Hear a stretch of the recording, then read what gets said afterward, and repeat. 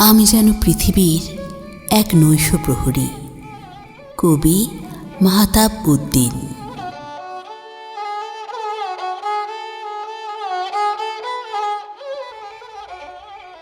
ছাদ বাগানের নৈশ ঘ্রাণ আমাকে মোহিত করে।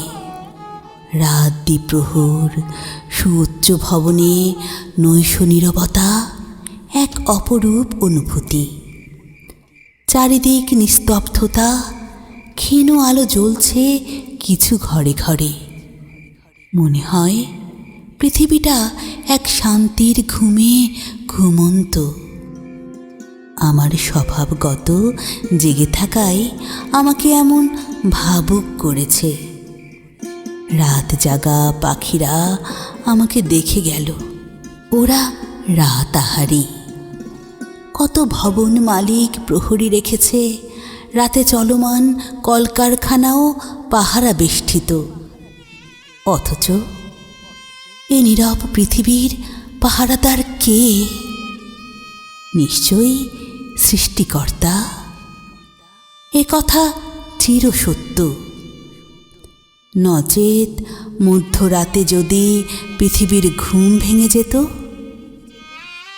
তাহলে কেউ ঘুমোতে পারত না। অথবা ঘুম না ভাঙলে সকালই হতো না। আমার মনের গহীনে সৃষ্ট আবেগের সবটুকু দিয়ে এই পৃথিবীকে ভালোবাসি।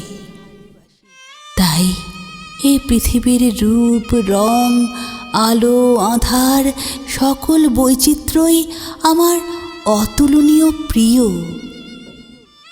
পৃথিবী আমার নিকট অনেক কিছু আশা করে।